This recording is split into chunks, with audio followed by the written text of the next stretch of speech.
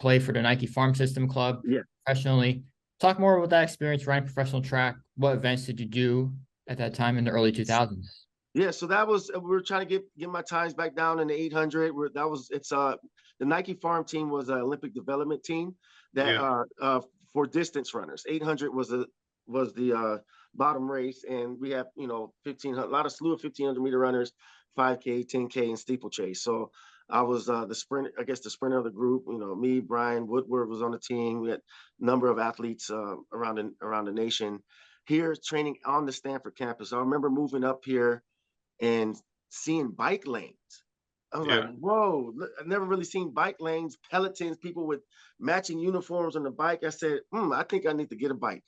And so I got a bike, bike to practice. It was fun to kind of be around the sport again, and at a level where semi-pro. We got pretty much our trips taken care of, our room and board and equipment and stuff, and we just have to kind of provide our own living. So I worked at Starbucks for a little bit, and then I got a job that changed my life. Mark Guillet was my athletic trainer at UCLA, and he moved. He after my sophomore year, he came up to Stanford, became their head trainer, and then eventually, to this day, he's owns Agile Physical Therapy. But at the time, we worked at a physical therapy clinic on campus, and some of my athletes were like, "Hey, there's somebody at this therapy clinic that's looking for somebody to help lead exercises."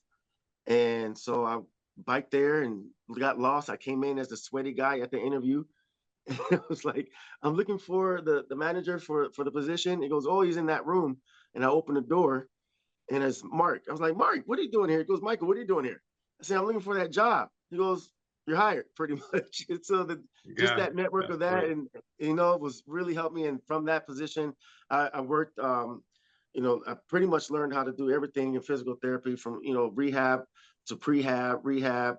Um, learning the body. Became a massage therapist as well. I got licensed, certified massage therapy, and went in to get more education and being a personal trainer. So while I'm doing this, I'm still on the track, training at Stanford, learning through with Coach Gags.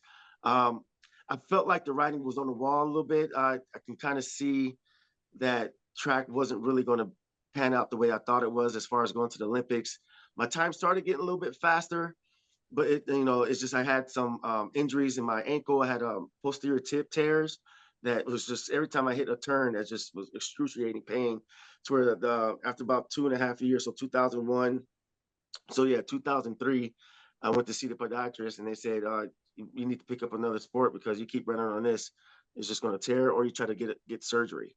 So at that point, I thought it was best to take my talents to being a personal trainer, a fitness instructor, and kind of use my expertise as an athlete, and at the time learning on the job with what I was doing at the physical therapy clinic, and it seemed to pay off for me in the future.